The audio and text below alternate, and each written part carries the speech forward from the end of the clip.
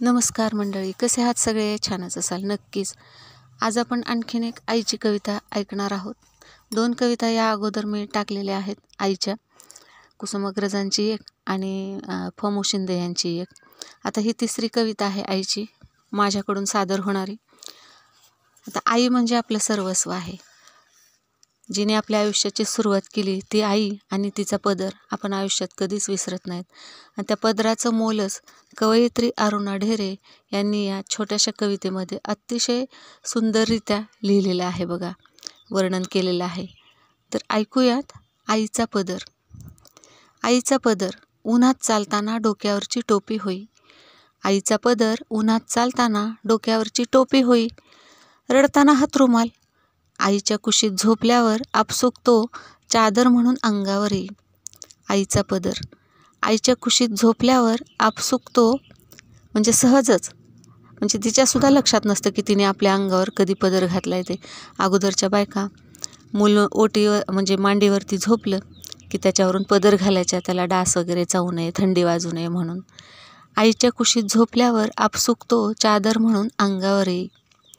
आईचा पदर वीज नसल्यावर तो वारा घालायचंही काम करे. वीज नसल्यावर म्हणजे लाईट वगैरे नसल्यावर वारा घालायचंही काम करे. कधी टॉवेल, कधी फडकं. कधी टॉवेल अंग पुसण्यासाठी, कधी फडकं चेहरा पुसण्यासाठी, तोंड पुसण्यासाठी जेवल्यानंतर. कधी टॉवेल, कधी फडकं, तर कधी खाऊची पोटली. खूपशी रूपे त्याची, आईच्या पदराची बरं का, खूपशी रूपे त्याची आणि तिचीही. लहानपणापासूनच तिने त्या पदराने स्वतःबरोबर माझीही लाज राखली. लहानपणापासूनच तिने त्या पदराने स्वतःबरोबर माझीही लाज राखली. कवयित्री अरुणा ढेरे. कशी वाटली मंडळी ही कविता? कशी वाटली मंडळी ही तुम्हाला कविता? खूप छोटीशी आहे, परंतु त्याच्यामधून किती अर्थ उलगडलेला आहे बघा. आणि आईच्या पदराला कोण विसरतं, कारण आपली प्रत्येक गोष्ट ही आईचा पदर भागवत असते. आठवून बघा लहानपण. आताचं जग वेगळं आहे.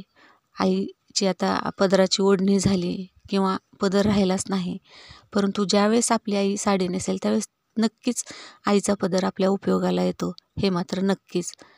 कशी वाटली कविता? आवडली असेल तर नक्कीच लाईक, शेअर आणि सबस्क्राईब करा. धन्यवाद.